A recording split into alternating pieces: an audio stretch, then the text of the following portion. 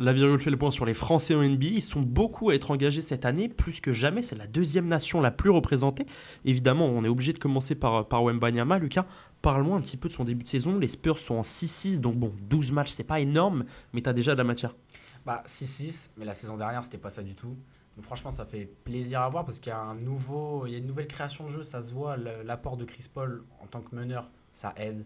Harrison Barnes en tant que shooter et qui tente des trucs, ça fait plaisir. Et Castle en En nouvelle rookie, draft. ouais, il amène vraiment quelque chose, hein. Clairement, ça fait extrêmement plaisir. Et Wembanyama qui est de nouveau bien entouré, pas encore bien sûr. Mais quand tu vois la dernière perf contre Les les Washington, ouais. Washington, 50 points, on était à 18 sur 29 au shoot, donc 62%. Ça fait extrêmement plaisir en vue de son début de saison qui est pas top. C'est clair. Et tu l'as dit, et c'est ce qui change absolument tout pour Victor, il y a Chris Paul. Et Chris Paul, l'année dernière, c'était compliqué, pas de meneur. Jérémy Sohan avait été placé. Trey Jones, qui est bon, un Qui meneur est pas le meilleur titulaire. meneur de la ligue. Ouais, franchement, c'était pas dingue. Il y avait un vrai problème. Et quand tu as un mec de 2, comment il fait 2,24 avec 24, chaussures, ouais. tu dois bien le servir. On le voit un petit peu, surtout en début de saison, sur les 3, 4, 5 premiers matchs, beaucoup de alley-oop avec Chris Paul. On sent que le jeu est ordonné. Il y a enfin de l'expérience dans cette équipe. Et Victor a pas très bien commencé, dans le sens où ses premiers matchs au niveau du pourcentage, c'était pas exceptionnel. Faut quand même le dire, sur ces 3 derniers matchs, il y a une stat qui est exceptionnelle. Il est sur au minimum 6 paniers à 3 points de suite. Pour te donner une petite stat dont les mecs de Beansport parlaient, depuis 2020, il n'y a que 3 mecs qui l'ont fait. Il y a Trae Young, il y a Klay Thompson et il y a Curry. Donc Trois vrais shooters. c'est exceptionnel de voir un big man, un 5 ces standards-là. Ça commençait moins bien, Lucas, et il y a surtout une chose qu'on avait du mal à comprendre. Pourquoi est-ce qu'il s'obstinait autant à 3 points? Quand tu voyais ces matchs et que tu disais putain, mais le mec fait 2,24 et qu'il y a que des bombinettes à 3 points, enfin pourquoi? Bah, ce qui est marrant en soi, c'est que quand forcément tu le vois shooter à 3 points par rapport à la dernière, tout de suite tu as envie de te dire ça va rentrer, tu vois. Parce qu'il est capable. Il est capable de shooter à 3 points et de prendre des shoots très contestés et les rentrer quand il commence à dribbler et prendre son tir contesté. Mais par rapport à la saison dernière, je trouve il y a trop de forcing. C'est trop. Dès que. En vrai, je vais pas le plaindre. S'il est tout seul et il est open, Ouais, tu si prends tu ton dois le shoot, prendre, c'est prends-le. normal. Même si c'est un pivot, il a la capacité, prends-le, il n'y a pas de souci. Mais des fois, c'est tellement du forcing. Il tire du parking, le truc, il est. Mais il vient d'en louper une, il récupère en seconde chance, on lui redonne. Et au lieu d'être dans la raquette, il est en dehors et il te lâche un 3 points, il te lâche une brique qui s'envole, tu sais pas où. Ouais, parfois il a forcé, même si, bon, faut quand même le dire, sur les 3 derniers matchs, il a retrouvé de l'adresse. Ouais. Clairement, c'est une consigne de Popovic. Même si je crois qu'il a fait quasiment un AVC, t'as vu? Ouais, une crise vasculaire, Ouais. je ne sais plus quoi. Et là, ça, il est en train de guérir, mais On va voir quand est-ce qu'il va revenir. C'est quoi, Smith? Non, j'ai plus le nom de Mikey, je sais pas quoi. Bref, son adjoint fait pour l'instant le boulot, hein. Ils sont en positif ouais. sous ses ordres. C'est clairement une volonté de le faire shooter à 3 points. Surtout, moi, il y a des trucs qui me posent problème. Tu l'as dit, il force, enfin, Ouais. il forçait en tout cas. Parce que quand il est dans des crises d'adresse, il est chaud, pas de souci, donnez-lui le ballon. Moi, ce qui me posait problème, c'est que Victor commençait le match souvent avec tout de suite un panier à Ouais. 3 points et souvent beaucoup de pertes de balles très tôt. C'est Erwan de First Team qui disait ça, et je suis complètement d'accord avec lui. Commence en te rassurant, en mettant tes 2 lay-ups, en allant au lancer franc, en jouant sur ta taille, pour gentiment te mettre dans la cadence du match. Là où Victor, c'était avant tout de l'adresse, et on sait, notamment pour les shooters, quand tu commences ton match de basket et que tu rates les 2 premiers, après, t'es pas Bah, bien forcément sûr. dedans. Et t'en parlais, les turnovers. Et c'est ce qui fait défaut de son jeu, c'est il perd trop de balles. Et souvent, il veut partir avec son handle, mais par rapport à un KD, c'est le même profil, mais pas la même taille, forcément, il est très lent. Et ça se voit tout de suite. Il y a un deuxième mec qui vient le prendre par derrière et lui prend la balle. En moyenne, il est à peu près à 4, c'est ça, 2, non, 4 turnovers par match. Ouais, c'est beaucoup, hein. Ça fait beaucoup quand même pour un mec de sa qualité. Déjà, il n'est pas censé en perdre autant. Et surtout que s'il arrête de prendre à 3 points et vouloir dribbler, bah, tu le fous dans les airs et personne qui va aller lui choper sa balle, tu vois. Non mais ça tu l'as dit, on va quand même relativiser ces statistiques, hein, qui restent bonnes, surtout pour un sophomore. Il tourne à 22 points de moyenne, il a évidemment cette perf à 50 dont on va reparler. Il y a évidemment toute cette legacy qu'il est en train de se créer à 3 points. Mais moi ce qui me faisait peur en début de saison, c'est évidemment ce forcing, et j'avais peur qu'il oublie vraiment l'essence de son jeu, Oui. c'est-à-dire profiter de sa taille. Il y a une chose qu'on a vue face à Sarr et Valenciunas de Washington. ok, je deviens une menace à 3 points, mais du coup, il se servait de ça pour faire croquer le défenseur qui... mange la feinte. Ouais, c'est ça, mange sa feinte, et du coup, ça lui permettait d'aller au panier. Est-ce que tu penses que c'était une volonté du staff des Spurs de créer ce doute chez l'adversaire, chez le défenseur, en se disant putain, il va la mettre à 3 points, donc je dois absolument défendre, sachant que tu es le premier à me le dire, Victor est indéfendable dans tous les sens. C'est ça. De manière générale, un pivot, tu le vois shooter loin, l'autre pivot, il va même pas aller le contester, tu vois, il va le laisser tirer. Wembanyama, il a montré que tu peux pas, tu es obligé d'aller essayer de le contester parce que dans les grands soirs, ça va rentrer. Mais c'est sûr que ça attire les mecs vers lui. Et même quand il est dans la raquette, en dehors des 3 points, tu vois que tout de suite, le pivot en face va sur lui et il y aura un deuxième mec pour aller sur lui. Et forcément, il crée de l'attraction et ça laisse un shooter de l'autre côté libre. Et grâce à sa taille et à sa puissance, il libère de l'espace pour les autres qui peuvent prendre des shoots. Et quand tu as des mecs maintenant qui sont meilleurs en shoot que l'année dernière, tu vois, je pense à Harrison Barnes qui est meilleur en shoot, Chris Paul aussi, bah ça, tout de suite, offensivement, c'est plus agréable pour eux et ça rentre, quoi. Ouais, il y a de la vie autour de lui. Là où l'année dernière, combien de fois est-ce qu'on était les lendemains matins frustrés en se disant putain, il a mis Sohan. Sohan d'ailleurs, bon, malheureusement, il est blessé, mais qu'on Très sent. bon début de saison. Ouais, c'est le ça. meilleur sûrement je pense. Franchement, moi, je c'est te le meilleur. rejoins. À côté de Victor, il impressionne et surtout il a progressé. Et beaucoup se disent que si Pop l'a mis l'année dernière en meneur, bah, c'était pour lui permettre de découvrir ce poste, de découvrir comment on gère une équipe, comment on passe, comment on gère le tempo, comment on accélère, comment on donne la balle au mec qui est chaud. Et ben ça lui a servi. Là où on se plaignait l'année dernière de ne pas avoir de meneur, cette année, on a pensé garder Dillingham qui est finalement parti aux Wolves. Il nous prouve, ouais, c'est ça. Il nous prouve que ils ont fait le bon choix pour l'instant avec de grosses guillemets avec Chris Paul. Mais moi, ce qui me plaît dans son début de saison, c'est qu'il y a eu une première partie un peu froide où on se disait ah, fait chier. Quand tu voyais en plus à côté celui dont on parlera après, Bilal Coulibaly, qui était en chaleur, tu te dis putain, pourquoi est-ce que c'est pas Victor qui crève l'écran? Là où Lucas, ça va déjà mieux, c'est que cette semaine, 3 matchs pour Victor, 3 bonnes perfs. Je vous parlais de son adresse à 3 points. Il a évidemment terminé la semaine par un énorme match à 62%, t'en parlais, à 50 points. Lucas, c'est la deuxième performance all-time en NBA pour un Français.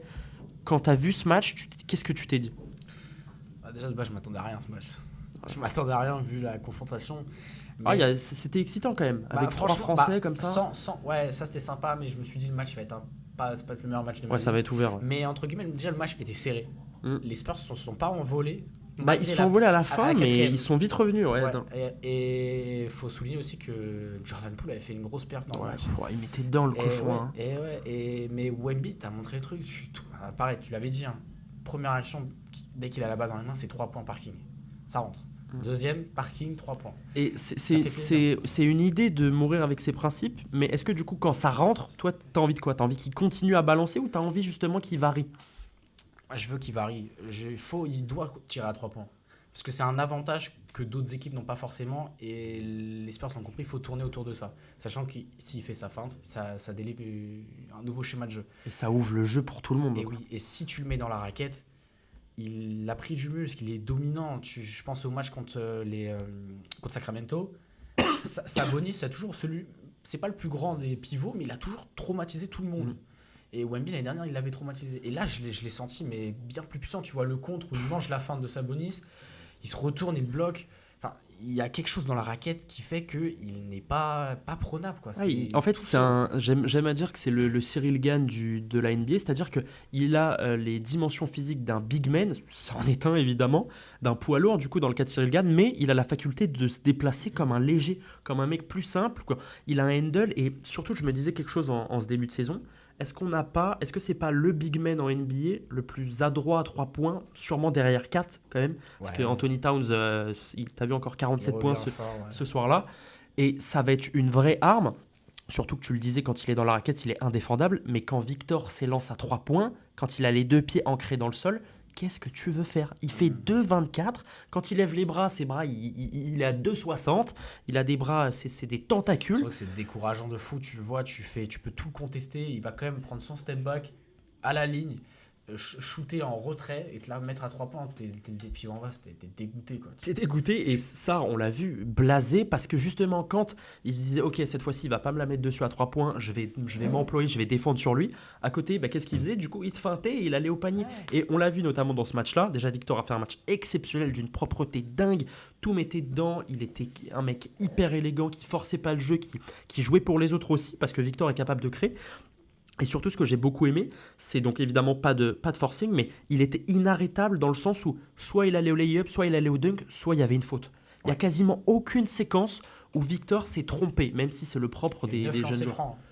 9 lancers francs contre Washington. Donc, Ouais, et d'ailleurs ce soir-là, il a un petit peu manqué d'adresse au lancer franc. Il fait 6 rebonds. J'ai vu que certains s'en plaignaient. Je crois que de temps de jeu, alors j'avais vu 32, parfois 26. Je crois que de temps de jeu factuel, de pur jeu, il était à 26, soit la plus grosse, le temps de jeu le plus court pour un joueur qui atteint 50 points. Enfin, c'est évidemment appuyé sur des shoots à 3 points qui te permettent de gagner du temps pour accéder aux 50 points. et franchement, Mais les c'est hyper 50 points, encourageant. les 50 points, il y a des mecs comme KD qui n'ont jamais mis. Moi, Shea, j'adore, jamais mis. T'es en deuxième année, c'est ta deuxième année, déjà 50. C'est quoi la suite? 50, tu fais partie d'une case Déjà, fermée. oui. Parce qu'on parle des... Aujourd'hui, mettre 30 points, c'est monnaie courante. 50, c'est autre chose. Bien sûr. Défensivement, tu en as parlé sur Sabonis, pour finir sur le chapitre Victor. Il s'oublie pas. Il est là défensivement, il l'oublie pas. On voit la différence. Et au contre, on avait un petit peu peur, malheureusement, Chet Holmgren s'est blessé, qu'il puisse lui voler ce titre. Il y a Eddie qui est dedans, il y a Gobert évidemment, il y a Bam, il y a Trey Murphy, il y a du monde. Au contre, il est toujours injouable. Et surtout, il a une dissuasion naturelle. Je voyais notamment Colin Sexton, il avait peur d'aller au lay-up. Ouais, bien, mais c'est normal. Tu veux faire quoi? Et il a la main, il fait ça, il est déjà au bloc en fait. Il est déjà sur ton layup avant qu'elle touche l'arceau. Donc tu peux rien faire.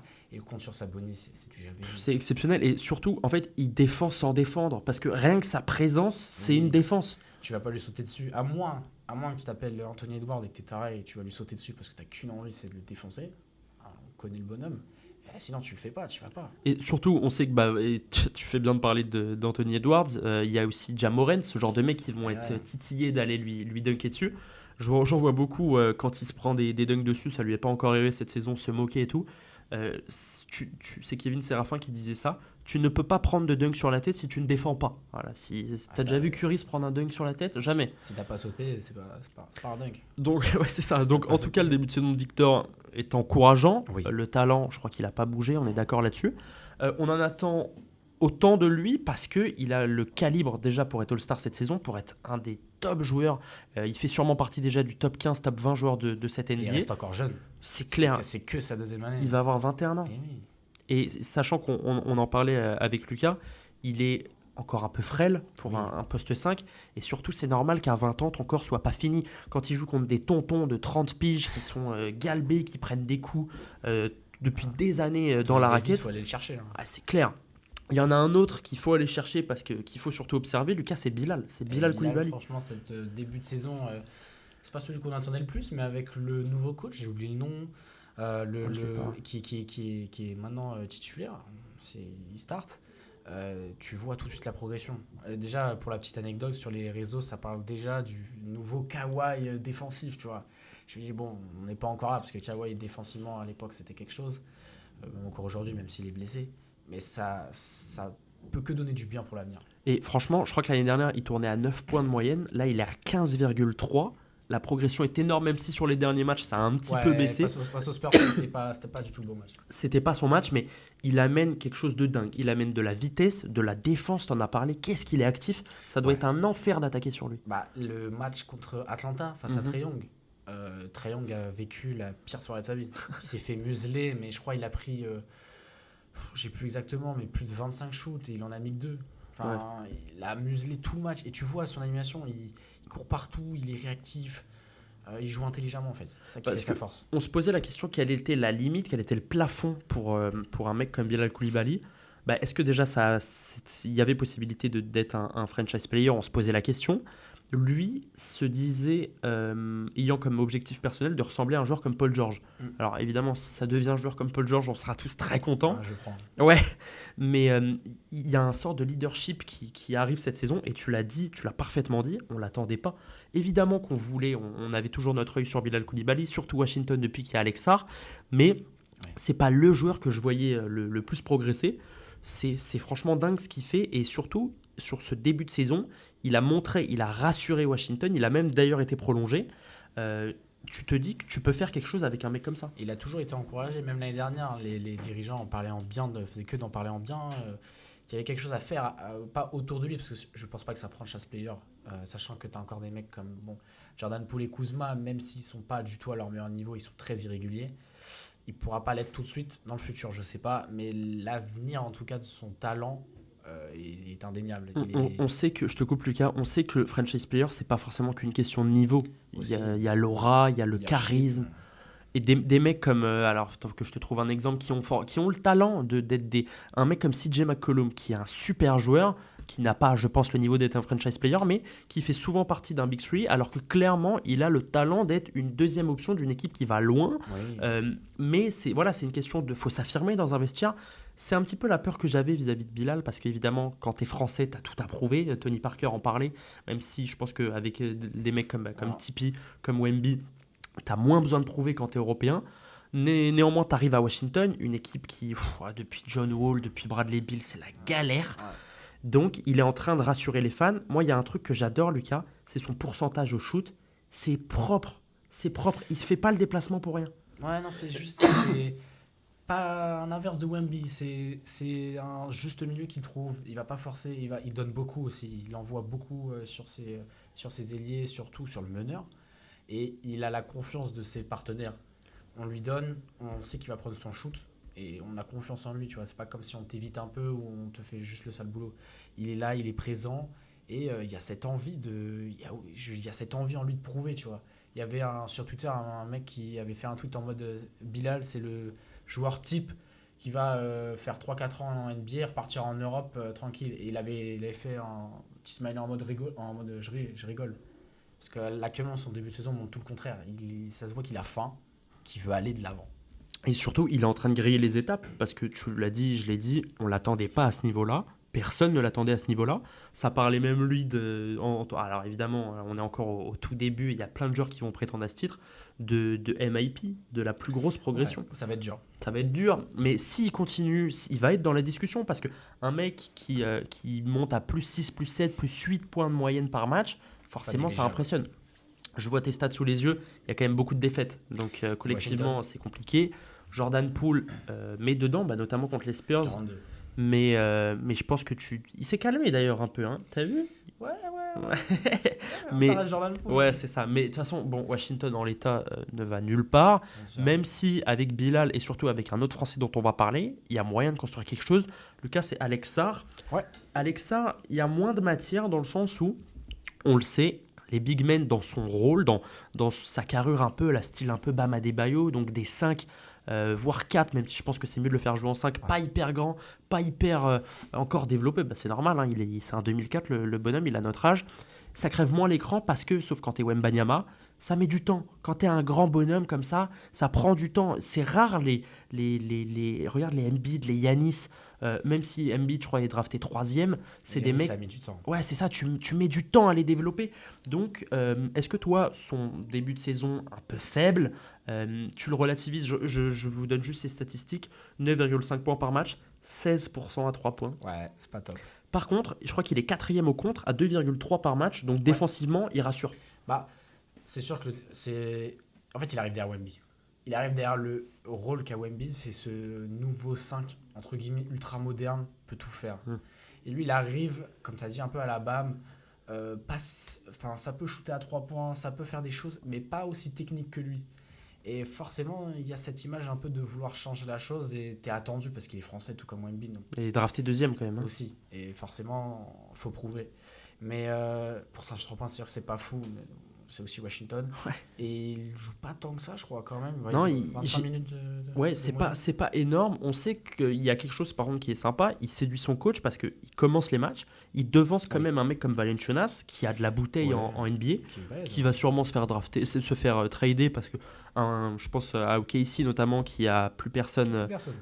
Il n'y a plus personne. Il y a plus personne. Ça en parlait aussi aux Lakers parce que bon, Christian Wood, c'est bien pour aller couper du bois, mais si tu veux gagner, Sympa. ouais, si tu veux envoyer du bois, ça va, mais tu feras rien avec un mec comme Et, ça donc. et surtout pour rebondir, Sar, ce qui est super intéressant et qu'on a vu contre Wemby, c'est que défensivement, ça n'a pas peur. Tu l'as vu contre Wemby, il ne s'est pas laissé faire, que ce soit défensivement. On lui en met 50, mais il ne s'est pas laissé faire quand même. Et offensivement, même par rapport encore une fois à Wemby, il va le feinter, il va essayer de le bouger. Parce que c'est quand même un bonhomme, il est musclé et tout. On parlait de Bam Adebayo. Je vois du Bam Adebayo en lui, évidemment dans une moindre mesure pour le Bien sûr. moment. Mais je pense que la palette offensive d'Alex Sarr est plus développée que celle de Bam Adebayo. Il est capable de dribbler, il est capable de prendre en vitesse. Tu l'as parfaitement dit, c'est l'archétype, le prototype du 5 moderne qui est capable de faire plein de choses, un peu à la Jaren Jackson Jr.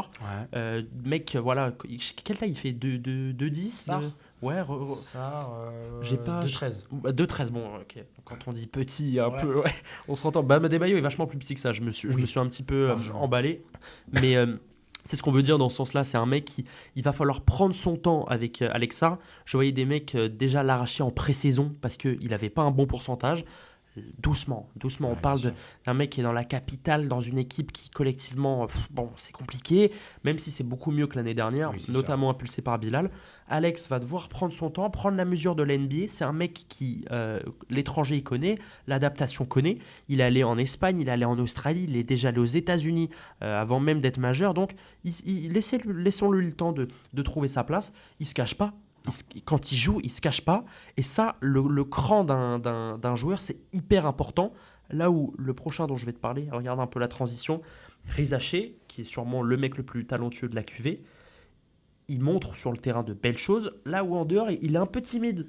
Ouais, il est encore un peu timide. C'est le premier choix de la draft. Donc, pareil, il a le même cran de pression que ça. Faut prouver. C'est un Français, il arrive derrière Wemby. Va falloir y aller. Il atterrit à Atlanta, il aurait pu faire pire, je pense. Surtout que tu arrives avec Trae Young qui, quand même, malgré son manque de cheveux, il a un talent indéniable. Et il le fait jouer. Hein. Et Trae Young n'a pas eu de. Tu vois que c'est un bon gars et tout de Ouais. suite il lui a dit je vais te faire confiance, je vais te donner la balle, tu vas prendre tes shoots. Je pense que Trae Young a compris que c'était la clé pour faire quelque chose avec Atlanta. Bien sûr, parce qu'il est tout seul. Enfin, il y a quand même. J'aime beaucoup Jalen Johnson. Ouais, il traîne depuis pareil, sophomore. Ouais, ça fait quoi? Ouais, 2-3 ans qu'il est là. Je crois que c'est sa deuxième année. Ok. Je suis plus sûr, mais Jalen Johnson, il y va, pareil, lui aussi, ça y va. Et avec Risaché, ça fait un bon duo. Il y a eu son match référence, c'était contre. 33. C'était contre qui? Ouais, j'ai plus, tu l'as pas sous les yeux, 33 points, New York. C'était contre New York. Ouais, client. Client de ouf. Très bon client. En et plus, surtout, Atlanta, New York, il y a une petite on sait rivalité. très bien. On se rappelle de Trae Young, hein, bien évidemment. Mais franchement, c'était sympa. Il peut lui aussi un peu tout faire. Il a cette capacité à tirer à 3 points. Dans la raquette, ça se donne. De ce que je peux voir et de ce que j'entends défensivement, des fois j'ai du mal. Moi. Ah ouais? J'ai un peu de mal. J'attends de voir dans le futur ce que ça va donner aussi. Moi, ce que j'aime avec Rizaché, c'est que déjà, ça a l'air d'être un grand timide en dehors du terrain. Par contre, quand il est sur le terrain, il se cache pas. Son match, j'aimerais juste que tu ailles me voir le nombre de 3 points qu'il a mis contre New York. Il se cachait pas. 6. Ouais, 6, donc voilà. Ah non, 10. 6 sur 10 il est. 6 sur 10, voilà, 60%. donc exceptionnel au pourcentage. Il se cachait pas, il l'envoyait. Timide en dehors du terrain, patron sur le terrain. Moi, ce que j'aime avec lui, c'est qu'il se déplace tranquillement. Là où je te trouve dur en défense, il défend de ce que j'appelle la Kipembe, c'est-à-dire qu'il va tout de suite monter sur le mec pour, au lieu de lui laisser prendre de la vitesse, le bloquer, ouvrir les bras et le mettre tout de suite en difficulté. C'est ce que j'aime chez lui. Ça plaît pas à tout le monde. Moi, j'ai des séquences où il s'envoie en défense. Faut le passer, hein. Franchement, il est encore sous-dimensionné. Je sais pas si tu as vu sa déclaration où il disait « En France, j'étais un mec hyper athlétique, j'arrive en NBA et je suis un joueur quasi banal. » C'est dire que il a conscience qu'il va falloir qu'il se mette au niveau physique, au niveau technique. Le talent, il l'a. Bah, en fait, il y a un bagage. Tu arrives en NBA, tais-toi, tu es toi. Ok, merci. Tu es toi. Et en fait, faut comment dire, comme dans Blue Lock pour ceux qui ont regardé, il faut que tu te déconstruises entièrement toute ta vision de jeu pour devenir toujours toi, mais d'une nouvelle manière. Réapprendre tout, entre guillemets, les basiques, et te créer un nouveau bagage. Ouais, puis surtout, Lucas, là où on parlait d'Alexar qui avait beaucoup voyagé, là, pour Rizaché, il découvre la ville. Bien sûr, SAR c'était en Australie, et j'ai plus la franchise, mais... Ouais, Perth, là, il avait fait pas mal de déplacements. Être drafté numéro 2, t'as de la pression. Être drafté numéro 1, t'as énormément de pression. Ouais, Tu disais, que... il passe derrière un Wemby, même s'il y avait évidemment moins de hype. D'ailleurs, la QV, c'est pas fameux. c'est pas fameux. Il n'y a aucun mec qui vraiment s'en détache. Je vous redonne un petit peu les stats de Zachary qui reste. Est-ce que le McCain, là, de je sais pas quoi, McCain, ouais, de Philly. il a fait combien? 33, 35? Ouais, il a mis un gros score. Donc je crois qu'il a égalé le nombre de points de 7 QV parce que Rizaché a fait sa grosse perf contre New York à 33. 11,7 points par match pour seulement 26 minutes de temps de jeu. C'est pas dégueu. C'est pas énorme, mais en même temps, tu vas pas le cramer en le faisant jouer 38 minutes par match. Il commençait titulaire depuis quelques temps. Je crois qu'il profite des blessures, donc ça, évidemment, ça aide. Mais clairement, Atlanta mise sur lui. Atlanta sent qu'il y a un talent à faire avec ce jeune homme. À voir, est-ce que dans le futur, il va être associé à Trae Young, à voir est-ce que Capella va rester, à voir est-ce que Johnson va rester, mais il y a quand même quelque chose à faire avec Rizaché Atlanta. Sachant que dans cette draft, si je peux rajouter un truc, Rizaché est le meilleur scoreur. Et si tu regardes bien, ensuite ça va être Sarr et quasiment que des recrues de Washington. Ouais, oui, Carrington, là, le petit qui envoie.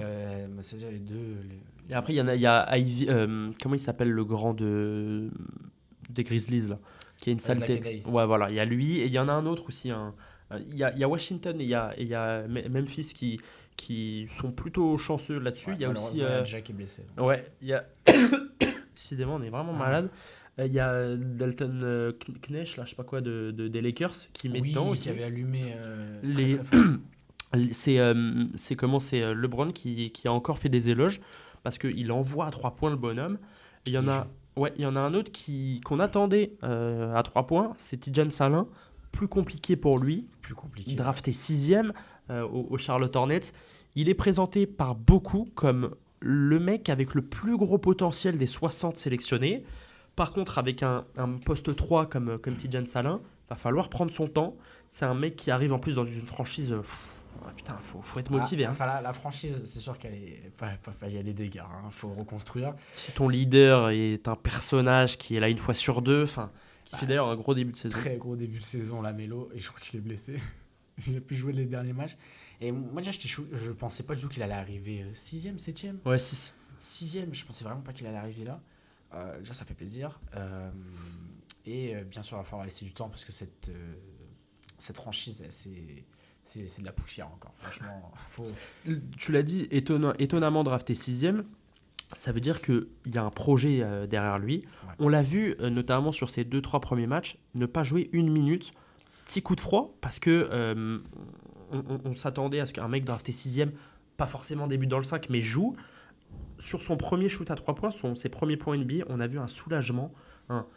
Putain, yes quoi, enfin j'ai ouvert le compteur, en plus sur un panier à 3 points. Il va falloir prendre son temps avec Salin. On sait que c'est un mec hyper rapide, hyper athlétique, qui t'apporte du spacing, qui t'apporte de ce dont tu as besoin, quoi. C'est un poste 3. Et il est pareil, il n'a pas peur, tu vois, même quand il faut aller parler aux autres, il n'est pas timide, plus par rapport à Rizaché. Il n'est pas timide, tu l'as vu, il a fait sa petite danse au début pour s'introduire, il n'a pas eu peur, il a dit j'allais travailler le truc et tout. Pareil, lui aussi, il a la grinta, il a envie d'y aller, tu vois. Et il y a un côté adoratif chez les Français. Bilal Koulibaly a été hyper bien accueilli. Pareil pour Tidjane Salin.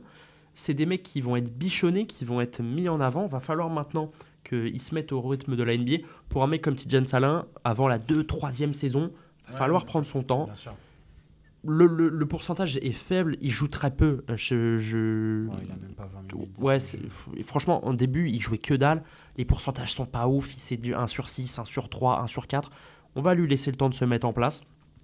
Il n'y a pas encore tant de choses à dire sur lui parce qu'on a besoin de matière. Un jeune joueur, de toute façon, peu importe ce qui se passe dans sa vie, il faut le voir sur le terrain. Il y en a un qu'on voit sur le terrain pour terminer cette vidéo, Lucas. Moi qui m'a tapé dans l'œil, il joue avec Tidjane Salin à Charlotte. C'est Diabaté. C'est Moussa Diabaté qui ne trouvait pas vraiment sa place aux Clippers, avait un faible temps de jeu, mais quand il jouait, tu disais ok, il y a quelque chose, il se passe quelque chose. Et là, aux Hornets, c'est pas forcément au niveau du scoring qui va être exceptionnel, même si je crois qu'il y a une perf à 12 points récemment contre Chicago, si je me trompe pas. Par contre, dans la raquette, il offre énormément de place et énormément de rebonds. Je crois qu'il a un dernier match où il joue une trentaine de minutes, donc c'est que côté Hornets, ça lui fait confiance. Enfin, on a du temps de jeu pour Moussa Diabaté. Ça faisait un petit peu profil à la Doumbouya qui venait, à la Kylian Hayes qui venait dans une équipe bas de tableau pour gratter 3-4 minutes et finir à Lasvel dans 2 ans. Bah, c'est le problème, je trouve, de Charlotte. De Charlotte, c'est que le problème pour nos deux Français, c'est que tu as Lamelo en meneur. Et Lamelo, lui, il garde la balle. Il va la garder la balle, il va tirer. Tu l'as vu toutes ses perfs. Il a plus de 30 points. Il vendange sur les shoots. Et forcément, c'est à l'inverse de Trae Young, c'est plus compliqué de faire ta place déjà si t'as pas beaucoup la balle. Ouais. C'est le problème de Lamelo. Lui, c'est surtout défensivement et même sur les rebonds offensifs qu'il est en train de créer sa place. Petit signal à Freddy Fotou pour l'équipe de France parce qu'il est hyper jeune. Je crois que c'est un 2001, donc il a encore de belles années devant lui. Pour les JO 2032 en Australie, à Brisbane, pour les JO en 2028, il va falloir le suivre. Il va falloir suivre tous ces Français. Est-ce que tu as un dernier mot à ajouter avant qu'on ne parle d'autres joueurs? On a fait le tour pour nos Français. Évidemment, on ne va pas parler de Batum, tout ça, parce qu'on connaît la musique. Là, on voulait s'attarder sur les jeunes. Évidemment, les Victor, les Diabaté, et tout ça. On a fait le tour, Lucas. Bien sûr.